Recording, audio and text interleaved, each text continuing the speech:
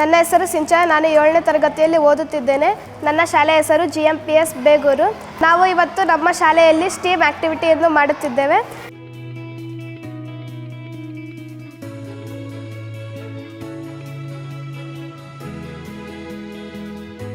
ನಮ್ಮ ಪ್ರಾಜೆಕ್ಟ್ ಹೆಸರು ವಿಯೋಲಾ. ಅದಕ್ಕೆ ಬೇಕಾಗಿರೋದು ಮರಳು, ಚಿಕ್ಕ ಪಾಟು, ದೊಡ್ಡ ಪಾಟು, ಆಮೇಲೆ ಕಲ್ಲು.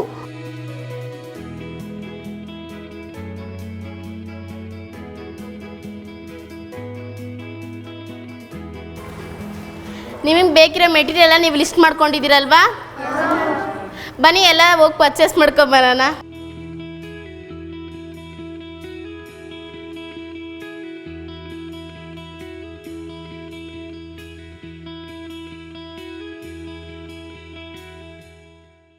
ಹಾಯ್ ಫ್ರೆಂಡ್ಸ್, ನಾನೇ ಗಾಯತ್ರಿ. ಸ್ಕ್ರಾಪಿ ನ್ಯೂಸ್ನ ನಾನೇ ಡೈರೆಕ್ಟ್ ಮಾಡ್ತಾ ಇರೋದು. ಇದು ನಮ್ಮ ಸ್ಕ್ರಾಪಿ ನ್ಯೂಸ್ಗಂತ ಮಾಡಿರೋ ಫೋಟೋ ಬೂತ್. ಎಲ್ಲರೂ ಬಂದು ಫೋಟೋ ಹಿಡ್ಕೋಬೋದು ಈ ಜಾಗದಲ್ಲಿ.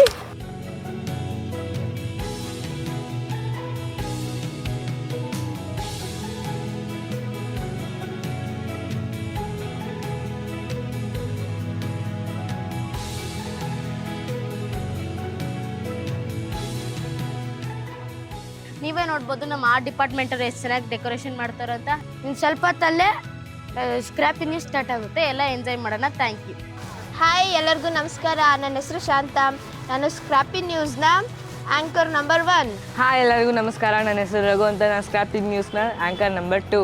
ಇವತ್ತಿನ ಎಪಿಸೋಡ್ನಲ್ಲಿ ನಾವು ವಾತಾವರಣ ಹೇಗೆ ಬದಲಾಗುತ್ತೆ, ಯಾಕೆ ಬದಲಾಗುತ್ತೆ ಅನ್ನೋದು ತಿಳ್ಕೊಳ್ಳೋಣ, ಹಾಗೂ ನಮ್ಮ ಆರೋಗ್ಯವನ್ನು ಹೇಗೆ ಚೆನ್ನಾಗಿ ಇಟ್ಕೊಬೇಕು ಅನ್ನೋದನ್ನು ತಿಳ್ಕೊಳ್ಳೋಣ. ಅದಕ್ಕೂ ಮುಂಚೆ ನಮ್ಮ ಕ್ರೂಗಳನ್ನ ನಿಮಗೆ ಪರಿಚಯ ಮಾಡಿಸ್ತೀನಿ. ಅಲ್ಲಿದ್ದಾರಲ್ಲ, ಸಾನ್ಯಾ ಅವರು ಆ್ಯಂಡ್ ರಕ್ಷಿತಾ ಆ್ಯಂಡ್ ತಬಸುಂಬಾನು, ಅವ್ರಿಗೆ ಚಪ್ಪಾಳೆ. ಹಾಗೂ ನಮ್ಮ ಲೈಟಿಂಗ್ಸ್ ಡಿಪಾರ್ಟ್ಮೆಂಟಲ್ಲಿರುವ ಸಿಂಚನ, ಸರಿತಾ, ಪ್ರಾರ್ಥನಾ ಅವ್ರಿಗೆ ಚಪ್ಪಾಳೆ. ಕ್ಯಾಮ್ರಾ ಡಿಪಾರ್ಟ್ಮೆಂಟ್ ಅವರು ನಮ್ಮ ಪಿಯೂಷ್, ತರುಣ್ ಅವರು, ಅವ್ರಿಗೊಂದು ಚಪ್ಪಾಳೆ ಬೇಡಲಿ. ಹಾಗೂ ಇಷ್ಟು ಡೆಕೋರೇಟ್ ಮಾಡಿರೋ ನಮ್ಮ ಆರ್ಟ್ ಡಿಪಾರ್ಟ್ಮೆಂಟ್ ಅವ್ರಿಗೆ ದೊಡ್ಡ ಚಪ್ಪಾಳೆ. ಓಕೆ, ಚಿಕ್ಕದಾಗಿ ಗೇಮ್ ಆಡ್ಸೋಣ. ನೀವೆಲ್ಲರೂ ಗೇಮ್ ಆಡೋಕೆ ರೆಡಿನಾ? ಈ ಕಡೆ ಎಲ್ಲ A ಟೀಮ್, ಈ ಕಡೆ ಎಲ್ಲ B ಟೀಮ್. ಯಾರ ಹತ್ರ ಜೋಶ್ ಇದೆ ಅಂತ ನೋಡೋಣ. A team, B team. First ಏನು ಗೊತ್ತಾ, ನಾನೊಂದು ಎಕ್ಸಾಂಪಲ್ ಕೊಡ್ತೀನಿ. ಅದು ಪರಿಸರಕ್ಕೆ ಒಳ್ಳೇದಾ ಅಥವಾ ಕೆಟ್ಟದಂತ ನೀವು ಹೇಳಬೇಕು. ಓಕೆನಾ? ಮರನ ಕಡಿಯೋದು ಪರಿಸರಕ್ಕೆ ಒಳ್ಳೇದಾ ಕೆಟ್ಟದಾ? ನಾವು ಸ್ಕೂಲಿಗೆ ಸೈಕಲ್ ಓಡಿಸ್ಕೊಂಬರೋದು ಒಳ್ಳೇದಾ ಕೆಟ್ಟದ್ದಾ? ನಾವು ಗಿಡ ನೆಡೋದು ಒಳ್ಳೇದಾ ಕೆಟ್ಟದಾ? ಇನ್ನು ಸೋಲಾರ್ ಯೂಸ್ ಮಾಡೋದು ಒಳ್ಳೇದಾ ಕೆಟ್ಟದ್ದಾ? ಸ್ಕೂಲ್ಗೆ ಬೈಕಲ್ಲಿ ಬರೋದು ಒಳ್ಳೇದಾ ಕೆಟ್ಟದಾ? ಹಾಯ್, ಎಲ್ಲರಿಗೂ ನಮಸ್ಕಾರ. ಇವತ್ತು ನಾವು ವಾತಾವರಣ ಬದಲಾವಣೆ ಬಗ್ಗೆ ತಿಳ್ಕೊಳ್ಳೋಣ. ಮೊದಲನೇ ಗೆಸ್ಟ್ ಆಗಿ ನಮ್ಮ ಜೊತೆ ಶ್ರೀನಾಥ್ ಸರ್ ಅವರು ಇದ್ದಾರೆ. ಅವರು ಇಂಜಿನಿಯರ್ ಮತ್ತು ಕ್ಲೈಮೇಟ್ ಚೇಂಜ್ನ ಎಕ್ಸ್ಪರ್ಟು ಕೂಡ. ಅವರು ವಾತಾವರಣದ ಚೇಂಜ್ ಬಗ್ಗೆ ಏನು ಹೇಳ್ತಾರೆ, ಬನ್ನಿ ಅವರನ್ನು ಕೇಳೋಣ. ಸರ್, ನೀವು ಹೇಳ್ಬೋದು.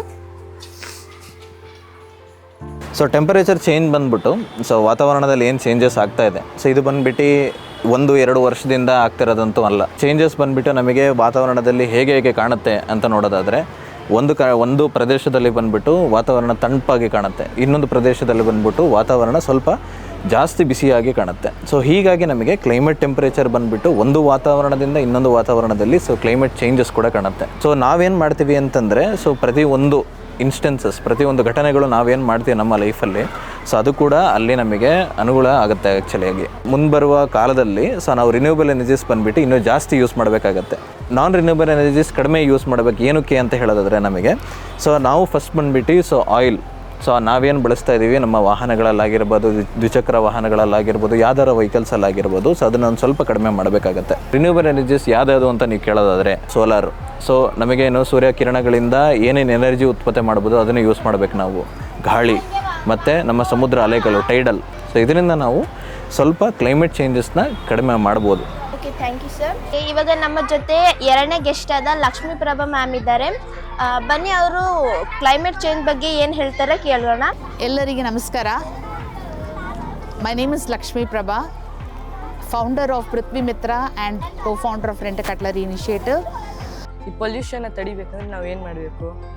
ನಮ್ಮ ಸುತ್ತಮುತ್ತ ಪರಿಸರ ಈಗ ಹೇಗಾಗಿದೆ, ಪೊಲ್ಯೂಷನಿಂದ ಕೂಡಿಗಿದೆ, ಪೊಲ್ಯೂಷನಿಂದ ಹಾಳಾಗಿದೆ ಮತ್ತು ಮರಗಳನ್ನೆಲ್ಲ ಕಡಿತಾ ಇದ್ದಾರೆ. ಹೌದು, ಇದರಿಂದ ಏನಾಗ್ತಾ ಇದೆ ನಮಗೆ? ಗಾಳಿ ನೀಟಾಗಿ ಸೇರಲ್ಲ. ಪೊಲ್ಯೂಷನ್ ಜಾಸ್ತಿ ಆಗ್ತಾ ಇದೆ. ಫೀಲ್ ಆಗ್ತಾ ಇದೆಯಾ ನಿಮಗೆ? ಏನು ಫೀಲ್ ಆಗ್ತಾ ಇದೆ ಕ್ಲೈಮೇಟ್ ಬಗ್ಗೆ? ಪರಿಸರನ ಹಾಳು ಮಾಡ್ತಾರೋ ಹಾಗೆ. ಇದೆಲ್ಲ ಯಾರು ರೀಸನ್? ನಾವೇ ಅಲ್ವಾ? ನೀವು ಹೇಳಿ, ನೀವು ಏನು ಅನ್ಸ್ಕೊಳ್ತಿದ್ರಾ? ನಮಗೇನಂದರೆ ಇವಾಗ ಕಸ ಆ ಕಡೆ ಬಿಸಾಕಬೇಕು. ಸೇಮ್ ಒಣ ಕಸ, ಹಸಿ ಕಸ, ಸುಡುವಂಥ ಕಸ ಒಂದೊಂದು ಕಡೆ ಹಾಕಬೇಕು. ರೋಡಲ್ಲೆಲ್ಲ ಬಿಸಾಕಬಾರ್ದು. ಯಾಕೆ? ಪೊಲ್ಯೂಷನ್ ಆಗುತ್ತೆ. ಯಾವ ಥರ ಪೊಲ್ಯೂಷನ್ ಆಗತ್ತೆ? ಗಾಳಿ ಕೆಡುತ್ತೆ. ಹಾಂ.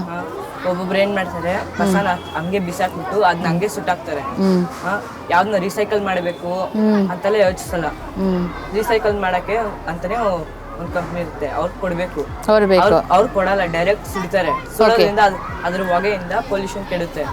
Segregate the waste into the right colored dustbins: wet waste, dry waste, sanitary waste.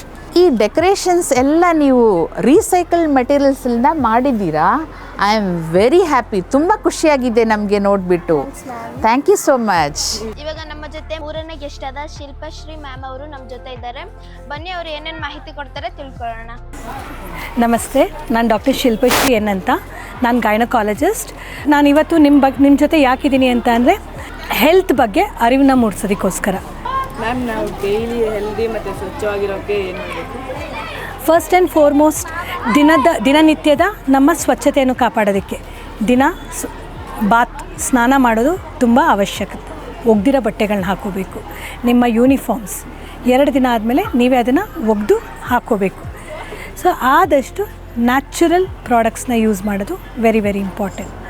Very ಫ್ರೀಕ್ವೆಂಟಾಗಿ ನೀರು ಕುಡಿಯೋದು. So hydrating is a very important factor. Now the second part. So ನೀನು ಇವಾಗ ಯಾವ ಕ್ಲಾಸ್ ಹೇಳು? ನೀನು ತಿನ್ನೋ ಆಹಾರ ಹೇಗಿರಬೇಕು ಅಂದರೆ ಸ್ವಲ್ಪ ಕಾರ್ಬೋಹೈಡ್ರೇಟ್ಸ್, ಅಂದರೆ ನಮಗೆ ಇಮಿಡಿಯೇಟ್ ಕಾರ್ಬೋಹೈಡ್ರೇಟ್ಸ್ ಏನು ಮಾಡುತ್ತೆ, ನಮಗೆ ಬಾಡಿಗೆ ಇಮಿಡಿಯೇಟ್ ಶಕ್ತಿ ಕೊಡುತ್ತೆ. ಸೊ ಆ ಥರದ ಫುಡ್, ರೈಸ್ ಆಗಿರ್ಬೋದು, ಬಾಳೆಹಣ್ಣು ಆಗಿರ್ಬೋದು, ಚಪಾತಿ ಆಗಿರ್ಬೋದು, ಶುಗರ್ ಅದು 20%. ದ ರಿಮೈನಿಂಗ್ 30% ಪ್ರೋಟೀನ್ಸ್ ಇರಬೇಕು. ಮಿನರಲ್ಸ್ ಆ್ಯಂಡ್ ವಿಟಮಿನ್ಸ್ ನಮಗೆ ಸಿಗೋದು ಬರೀ ಫ್ರೂಟ್ಸ್ ಆ್ಯಂಡ್ ವೆಜಿಟೇಬಲ್ಸಲ್ಲಿ. ಸೊ ಫ್ರೂಟ್ಸ್ ಆ್ಯಂಡ್ ವೆಜಿಟೇಬಲ್ಸ್ ದಿನ 2 ತರಕಾರಿ 2 ಹಣ್ಣು ಮ್ಯಾಂಡೇಟ್ರಿ ತಿನ್ನಲೇಬೇಕು. ಸೊ ಪ್ರೋಟೀನ್ಸ್ ಆಯಿತು, ಕಾರ್ಬೋಹೈಡ್ರೇಟ್ಸ್ ಆಯಿತು, ಮತ್ತು ಮಿನರಲ್ಸ್ ಆಯಿತು. 1 ಲೋಟ ಹಾಲು ದಿನ ಕುಡಿಯೋದನ್ನು ಅಭ್ಯಾಸ ಮಾಡ್ಕೋಬೇಕು. ಸೊ ಇದು calcium is very important. So 1 ಲೋಟ ಹಾಲಾದರೂ ದಿನ ಕುಡಿಬೇಕು. ನಿಮ್ಮದು ಈ ಸ್ಕ್ರ್ಯಾಪಿ ನ್ಯೂಸ್ ಚಾನಲಲ್ಲಿ ನೀವು ಎಷ್ಟೊಂದು ನಾವು ದಿನ ಉಪಯೋಗಿಸೋದ ವಸ್ತುಗಳನ್ನ ನಾವು ಬಿಸಾಡಿರ್ತೀವಲ್ಲ, ವೇಸ್ಟ್ ಪ್ರಾಡಕ್ಟ್ಸ್, ಅದನ್ನು ಇಟ್ಕೊಂಡು ಇಷ್ಟು ಚೆನ್ನಾಗಿ ಡೆಕೋರೇಟ್ ಮಾಡಿರೋದ್ರಿಂದ ತುಂಬಾ ಖುಷಿ ಆಯಿತು. ಇದರಲ್ಲಿ ನನಗೆ ನಿಮ್ಮ ಕ್ರಿಯೇಟಿವಿಟಿ ಅರ್ಥ ಆಯಿತು. So this is really innovative and creative. ನಿಮ್ಮ ಸ್ಕ್ರ್ಯಾಪಿ ನ್ಯೂಸ್ ಚಾನಲ್ಗೆ ಆಲ್ ದ ಬೆಸ್ಟ್. ಹೀಗೆ ವೇಸ್ಟ್ ಪ್ರಾಡಕ್ಟ್ಸಿಂದ ನಾವು ಹೇಗೆ ಗ್ರೇಟ್ ಪ್ರಾಡಕ್ಟ್ಸ್ನ ಮಾಡ್ಬೋದು ಅನ್ನೋದನ್ನು ತೋರಿಸ್ತಾ ಇದ್ದೀರಾ. Spread this news, spread this awareness. Thank you. Scrappy ಆಗಿದೆ, ನಮ್ಮ ಭೂಮಿಯನ್ನು